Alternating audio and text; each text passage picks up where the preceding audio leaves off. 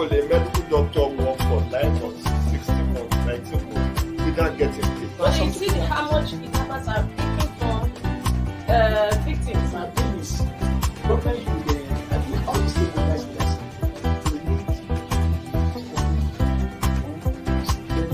Get that, and I think you get that.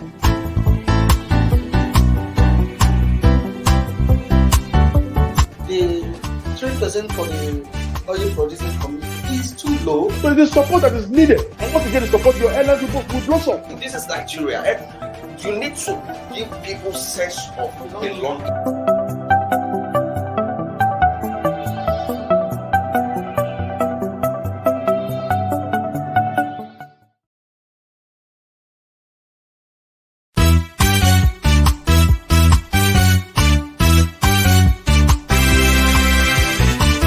Why will a medical doctor work for 9 months, 16 months, 19 months without getting paid? But you see how much kidnappers are picking from victims. My thing is, government should always take the best person.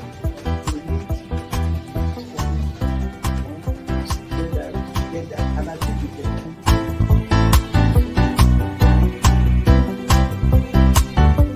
The 3% for the oil producing community is too low. So it is support that is needed. And once you get the support, your airline people will blossom. This is Nigeria. You need to give people sense of belonging.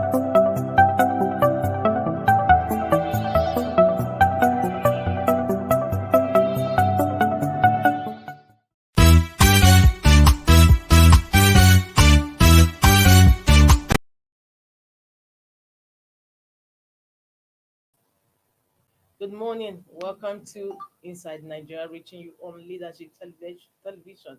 This is the last episode for the week, and today is July 22nd, 2022. It's my pleasure to be on the set today, and of course, with our public affairs analyst, Samela Musa. Samela, it's always a pleasure to have you on the program. Yeah, thank you for having me. Good morning, viewers. Thank you so much. And my name is Winifred Ubero, and as usual, we have 4 papers on our menu for review this Friday. We have Nigeria's most influential leadership, our sister publication, National Economy, THISDAY, and Blueprint. As usual, flagging up with leadership. Leadership newspaper. To curb rising insecurity, federal government plans ban on Okada mining activities nationwide. To curb rising insecurity, federal government plans ban on Okada mining activities nationwide. Moves against logistics suppliers, financials of terrorist bandits. Blames intelligence negligence for Kuje prison attack. 2 escapees rearrested in Adamawa, Benue. Terrorists kill 5 policemen, 3 others in Katsina. I'll take the leading story once again. To curb rising insecurity, federal government plans ban on Okada mining activities nationwide. Moves against logistics suppliers, financials of terrorist bandits. Blames intelligence negligence for Kuje prison attack. 2 escapees rearrested in Adamawa, Benue. Terrorists kill 5 policemen, 3 others in Katsina. This is the leading story in leadership and, of course, in Blueprint newspaper this morning. Just before you start discussing, let's see what Blueprint has on its same story. Terrorism. Federal government considers ban on motorcycle operations, mining activities. Terrorism. Federal government considers ban on motorcycle operations, mining activities. Says population of Okada riders less than 20%. To cut terrorist funding sources. Kuje jailbreak. Officials behind negligence to face severe sanctions. The story is on page 6 of Blueprint. Now let's go back to leadership. Okay, yeah, you see the issue of this ban on Okada, as far as I'm so concerned, honestly, it's long overdue. The ills that Okada has actually brought to Nigeria is far, it has outweighed the benefits, sincerely. Number one is when you look at these terrorists who happens to have killed more than any other have killed Nigerians more than any other source of death. You know, always ply or they carried out their activities using Okada.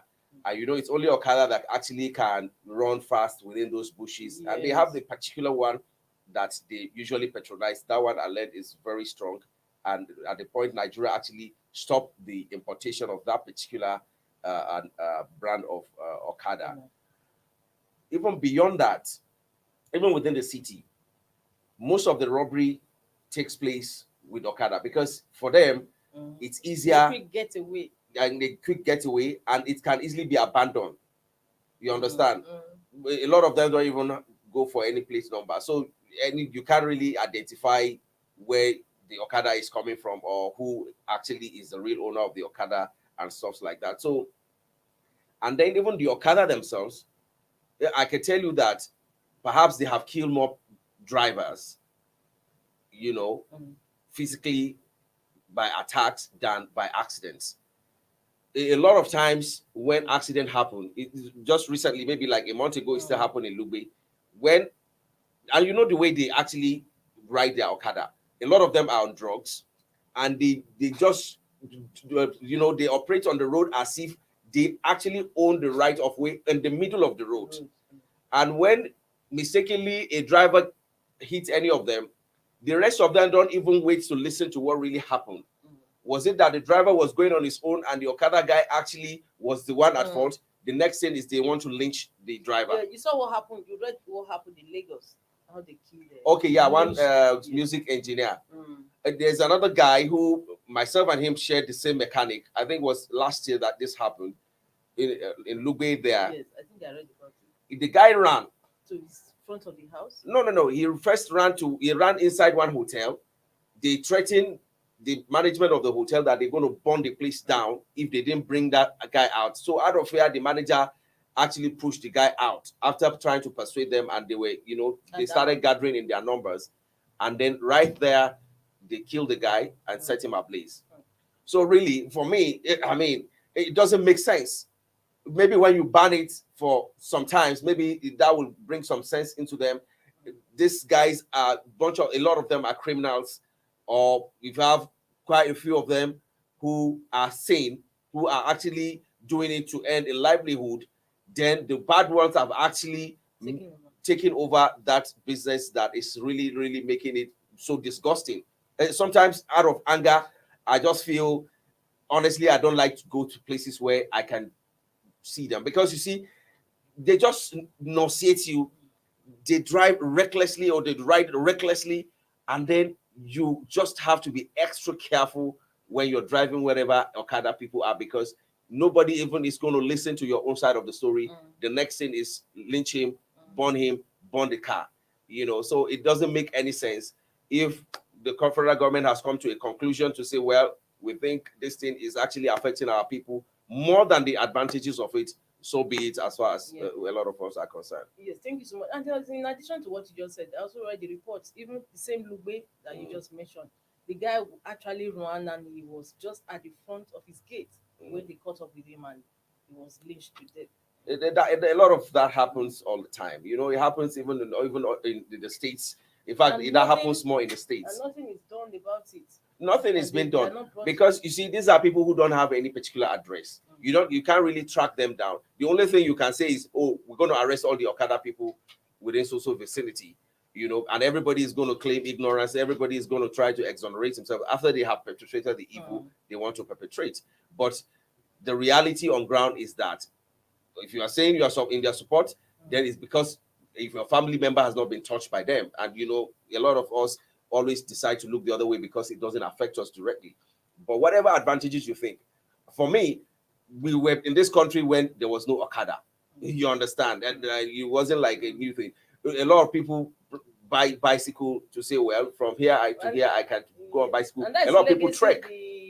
The now governor of Kaduna State left behind in FCT. Banned and you can see within the city center, drivers can actually drive with some sanity. Level of sanity. It's all. I mean, the activities, honestly, it's a very annoying, and the federal government needs to actually act in that regard. But how effective will the ban be? Because yesterday we've read the report that even in Lagos, where a ban was placed, that Okada riders also defied the state government. No, So how it's because the effective? state government is not serious about it. How? It's not because you are not serious. How big is Lagos? Is Lagos the whole of Nigeria? Are you saying the police in Lagos cannot tackle Okada riders? They started it. They started grinding the Okadas. If they had sustained that tempo, because there are always at each point in this country there are always saboteurs. Some will be arrested because they are able to settle well. They are let loose, and then you can tell them, oh, if you want to operate here, just settle so and so people and all of that. But by the time 1,000, 2,000 Okadas are being grinded, for instance, then everybody, because a lot of these guys don't even own it themselves. People are buying 10, 20. People who still have their heads on their neck will say, let me get, since this is what's happening, let me collect my Okada from the guy who is riding it. You understand? Because nobody wants to waste his money. But because some people know that it's not Nigeria, you can always buy your way through. So that's the thing. But if the Lagos government is serious about it, it is doable. And in Nigeria, if the federal government is serious about it, it's doable. Because you don't even end it. Once you criminalize it, you don't even end it as just seizing the Okada. He's also going to be prosecuted. That's the truth. And everybody's going to get back to themselves and be like, so what's the point? Thank you so much. Now, on the issue of the mining activities, we read, if you can recall, during the first administration, maybe first, second year of President Muhammad Buhari's first tenure in office, he did say he was going to ban mining activities. He actually attributed banditry to mining activities, there, especially in Zamfara State. And now, just less than a year before his tenure ends, Yes. he's now mulling. He's mulling the plan to ban mining activities. Yeah, well, it's a bit late. Well, it's never too late. Sometimes it's better late than never, So, but it's unfortunate that we have to wait this long. Even though mining in itself, it's a big industry. I can tell you that that's the next oil and gas in Nigeria in the nearest future. If taken seriously. But unfortunately, that of Zamfara. Why do you have this issue in Zamfara in particular? Is because if the federal government or the state government is looking the other way, the 95% of mining activities in Zamfara is illegal mining.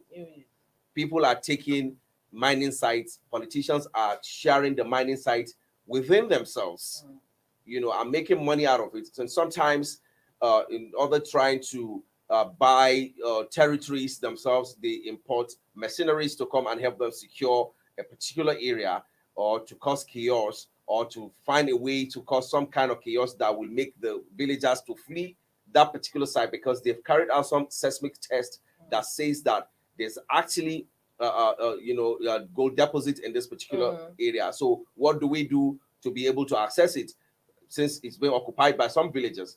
Try to create chaos, let them flee, let them vacate the place for you so that you can carry out your activities. So these are the kind of things that is happening in Zamfara. But if they will actually look into it and take it up as a project of the federal government to say, well, it's going to be highly regulated. I mean, you don't have a license to mine, you straight to jail. But if you also recall, I said during the first tenure, the president he made a pronouncement that he was revoking licenses of these miners. And that got people talking then that, okay, so the federal government had even given licenses to these miners that other Nigerians are unaware of. You understand? So what is happening actually? A lot of those kind of things happen, backdoor. Like I said to you, of course, I mean, these are highly placed. The former governor too was also caught. I read the report in Ghana of unspecified amount of gold. Yes. Like I said earlier, they divided, they share it among themselves. Of course, it will always come under some phony license and all of that, just to justify that, oh, this area belongs to me. It's just like the way they share lands to themselves. That's what is actually happening. But you see, beyond that, the way the federal government has been able to control the petroleum industry, they should step in that same regard.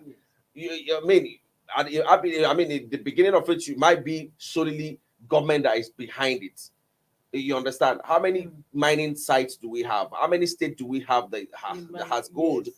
But even though different states have different mineral resources, but place even priority on those ones that are high, you have them in high deposits, and then that the money involved is actually high, so that it doesn't look like, oh, it's only the petroleum industry that we're looking at. I mean, oil and gas, that the economy is being run on, so such that people begin. You can even say no individual is permitted to do that for now. Yes. You understand? Whoever is doing that is illegal and is going to be arrested and prosecuted. Maybe if you start things like that, but for whatever reason, the federal government is saying, how effective is it going to be? Are you saying you stop mining activities and then the deposits will be there? Do you understand? Untapped. Exactly. So Untapped. what For how solutions, long? for how long do you want to do that? You understand? So it's just like you say, oh, we've discovered petrol here, but we are leaving it. And then villagers can actually go there to scoop petrol. Yes. You know, if the sites are not being manned by security forces. And even though sometimes they are also collaborators in, scooping it out. So it all depends on what arrangements are you making. I mean, what other alternative plans are you bringing on board to say, well, we want to stop these activities based on this, but this is what we're trying to do in the long run. So it all depends. But if it's on security issues, I know that shouldn't go around the country. That is most obtainable around Zamfara and and the environs, where you have gold deposits, and that is where the attention has been over years. So that is justifiable. But for the rest of them, I really want to know, what is the policy, or what arrangements do you have in place to drive stopping mining activities, and then this is how you intend to tap the mineral resources in those places. So unless they come up with that blueprint, then we're still lost at what exactly they want to do with mining. Okay. Thank you so much. But at the end of the day, too, this ban on Okada, we are still on the leading story. Don't you think it will have an adverse effect on the economic fortunes of the downtrodden? It will. You see, governments in all over the world, I mean, in Senate climes, before you actually come up with something, you must have thought of it. Sit down and say, this happened, this happened. If we stop this, what's the alternative? The people in this particular industry, it's just like we want to demolish a market. Have you thought of the people in that market? What alternative plan do you have in place? Okay, no, we want to move them to the outskirts of the city. We already have a place where that market as a whole will be moved to. Let them start their operations right there until we finish building this market, or until this happens, Now, they said the population of Okada riders is less than 20%. Yes. Well, what do you want to do with the 20% that fall within that region? I mean, who are actually operators of Okada? What plans do you have to cushion the adverse effect of being out of their, means of livelihood? For those ones who are genuinely doing it, what alternatives you have? Some of them also, we learned over time that they do Okada during the day. Some of them feel they can't go into criminality, but they give it to criminals to operate in the evenings. You also have one chance Okada now. They just move ladies. In fact, there have been issues of rape, ladies, yes, and stuff like or that. even take them to forest for for ritual purposes. So for those ones that are genuinely doing it, I know they have associations, but they'll have Okada riders associations virtually everywhere in the country. What are you planning for them? Get their statistics. Give them options as to what to do, such that if anyone is caught still doing Okada after that alternative you're putting in place, he's going to be prosecuted straight. You understand? Yes. So those are the issues. And then think about people who perhaps, because you refuse to fix the road, it's not motorable. So from where they are staying to either the city or whatever, or to work, maybe if they're going to trek, they might trek for 3 hours. It's only Okada that is actually the only alternative. Are you considering those people? What other alternative means of transportation are you going to provide for such individuals? So it should be looked into holistically, actually. But when you look at the criminal aspect of it, honestly, it's not palatable. But It's not. the government has to be government at all times.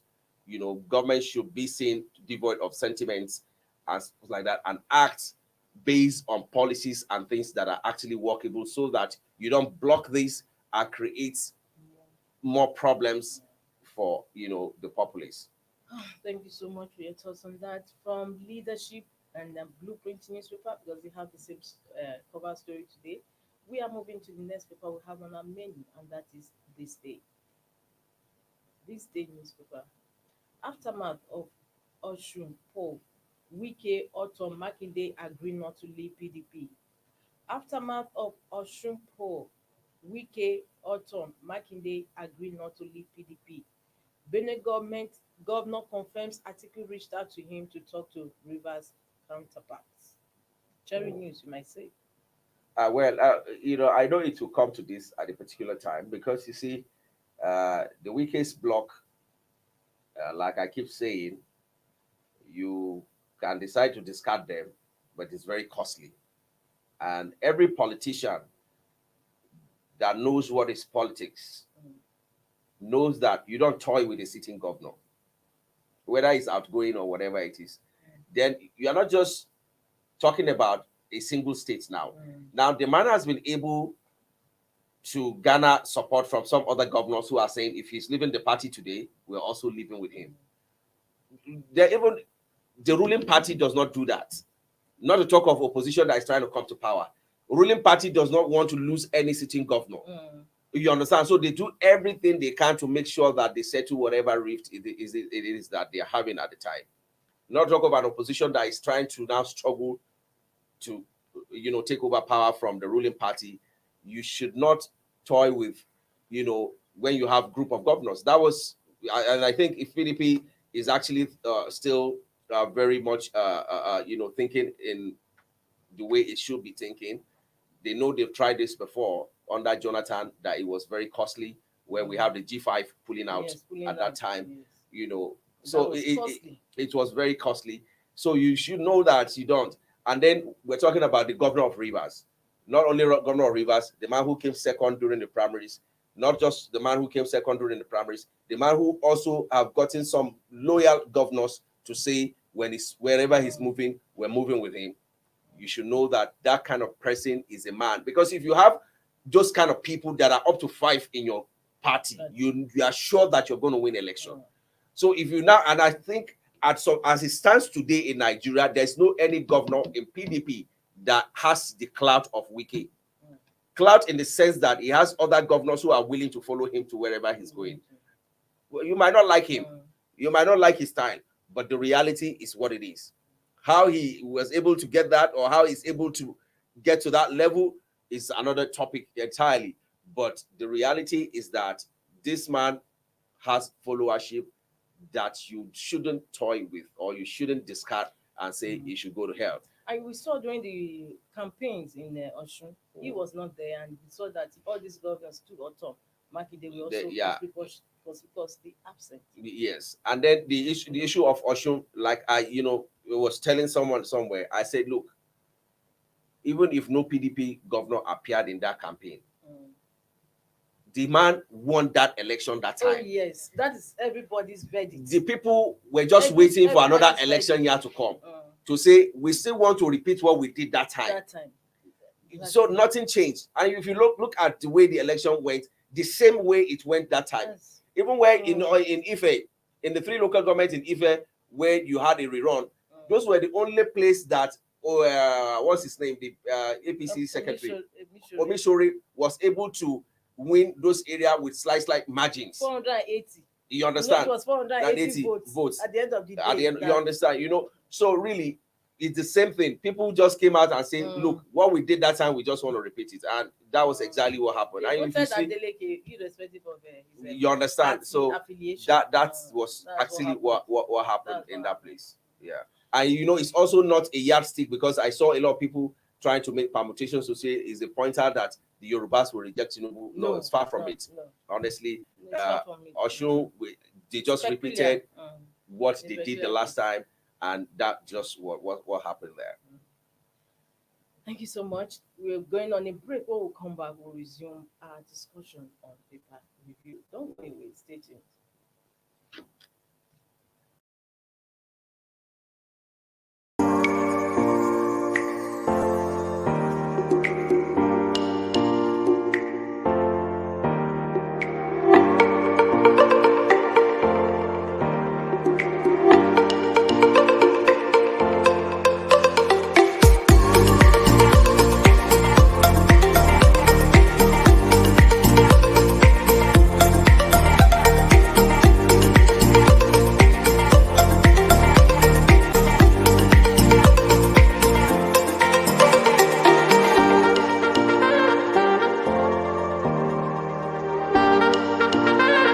For sponsorship and advert placements, please contact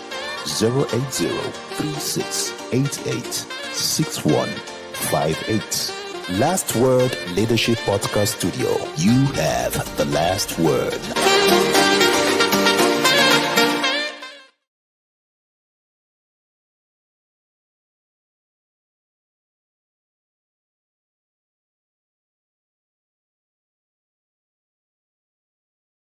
Inside Nigeria, keeping you informed on what matters.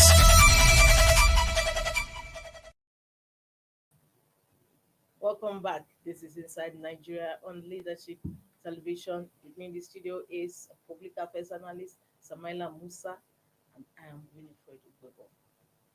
We have a last paper on our menu, and that is our sister publication, National Economy. National Economy's headline story this Friday, July 22, say forest challenges, absence of coordinating body limit cocoa export potential. Forest challenges, absence of coordinating body limit cocoa export potential as farmers lose 60 billion naira annually to poor practices. What Yeah. happened to our cocoa export? We used to export. I think we were top earner You know, in that cocoa that was export in that was those when days. that was when Nigeria was running In an those agrarian days. economy. You know, that's That no was longer during the case.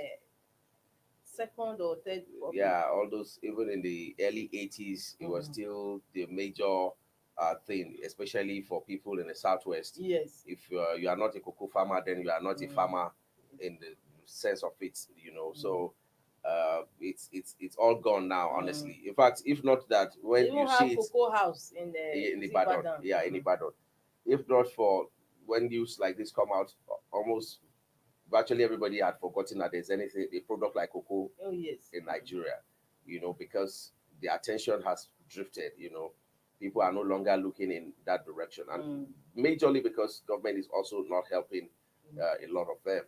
Uh, they're talking about as farmers lose 60 billion naira annually to Poor poor practices. practices. Yeah. And you see, the incentives that ought to be going from the center, that's to, from the federal government to cocoa farmers, because this is majorly for export. Mm. Majorly for export. Mm. Maybe the cocoa used within Nigeria is actually just a fragment of the whole. Mm. And then there are no incentives, you know, being provided. They had to go through all the rigors, the hurdles Mm. of doing this, and then you are not actually skewing or regulating the foreign exchange policy in their favor. Mm. You understand? So it's very crippling to their business, and then it's not encouraging. And so a lot of people start actually migrating from cocoa farming to other stuff, you know, since they feel, why not let me just farm the one that I can sell within Nigeria easily and then just earn a living. And so that's what's been happening, and that's been really biting. That even the one that is not even about exporters. Mm. Lately, I know there's been issues about for foreign exchange. Either they tell you that the banks are short of dollar Mm. or pounds. We have a backlog of students who or parents who are trying to pay school fees. Some of them for 2 months, it's not yet their turn. Mm. You understand? Because they want to get the rates the federal government is giving, the CBN is giving. Mm. And then some will have to wait. In fact, some of the schools abroad are also threatening some of the students that if you don't pay within social time, we're going to shut you out. I know the way their own system is that you clock in. So once they don't allow you. I mean, once you don't pay school fees, you don't meet up with deadline, you won't be able to access all your online stuff. They do a lot of things online. You will not be able to access your module. Sometimes when you come to class, it's just like you just stroll around. You can't access some of the classrooms because it's using your biometrics.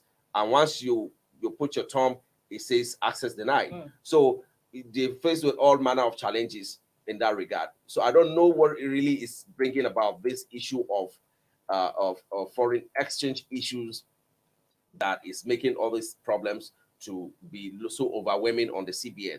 I don't know if maybe there's something they're not telling us. Maybe, some of the government policies are better kept on that wrap. But there are actually no any tenable excuses from the experience of the people who have tried to challenge the system to say, why can't I get this? I have this money in my account. This is what I'm trying to do. And, there's been no any tangible excuse. Just say, oh, well, we have a lot we're dealing with. It will soon be your turn. And it's been on for maybe like 3 months now. Yeah. Then apart from exporting all these raw materials, we also have the issue of this value added chain. Yeah. Okay, the value added chain. Instead of taking cocoa, exporting cocoa outside the country, what happened to beverages? Setting up beverage company where you can actually channel these raw materials to. At the end of the day, you have the maybe beverages being produced in the country. Same thing with rubber. We had butter then. It's not going to work in Nigeria. For shoes and have you checked the statistics of how many industries, how many manufacturing companies have relocated to neighboring countries? Because there's no light. So the challenge of light is there. Whatever you want to channel, they are also saying, where are we even going to get the lights to power whatever we want to bring? So rather than even get more, others are folding up and moving to neighboring countries. So that is not going to work. It's still going to be the same thing in the long run. Because if you decide to say, let it be processed here, what about the costs? It now becomes ×3 of what you're ordinarily supposed to spend. So it's not profitable in the long run. Because if any company is not running on diesel right now, and you know what diesel is even talking about, then it means the company cannot function in Nigeria. So that's actually a major challenge. So sad. Yes. So from national economy, I'm taking you back again to leadership, because there's a second leading story on leadership talking about subsidy. Is in relation to what we have been saying. First subsidy to go 6.72 trillion naira in 2023. 3.9 trillion budget deficit recorded in 4 months. You see, the issue of subsidy is something else. The cartel behind this subsidy thing are very, very powerful.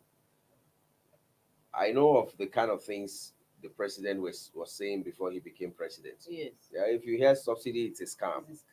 If you hear subsidy, they're already stealing your money. But right under his nose, we're still talking about subsidy after 7 years. And then lately, and as you speak, most filling stations are closed. Yes. They are under lock and key.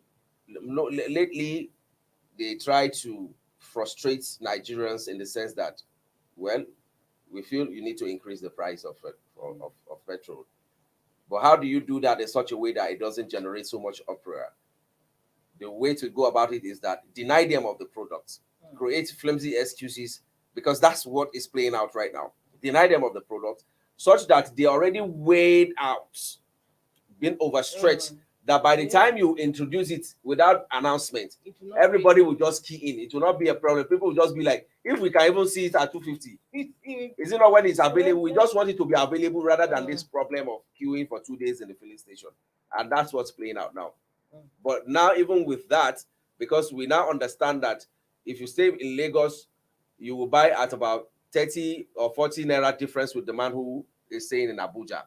The man in Katsina will buy at a higher price. So the prices are not going to be uniform even with the increment. But let the product be available. That's what Nigerians are even saying right now. Nobody is even ready to go and make any protests because their strategy has actually worked. But this issue of subsidy, I pray that Mr. President this will be his only legacy, for instance, because or in other places, the promises haven't actually worked out.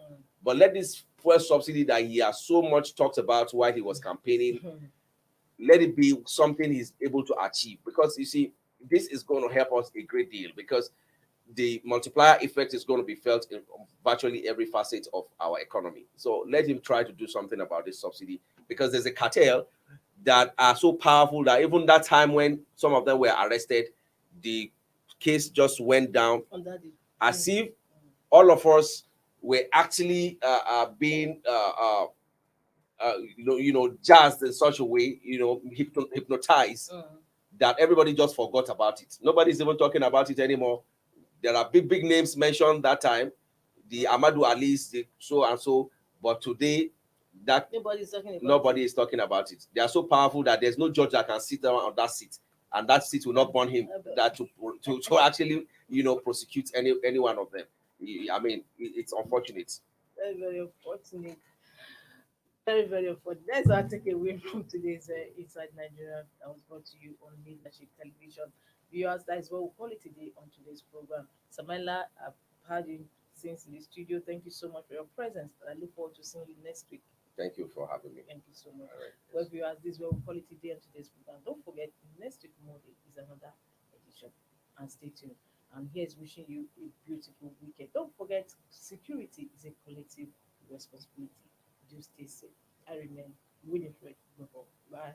Thank you for watching. For sponsorship and advert placements, please contact 080-3688-6158.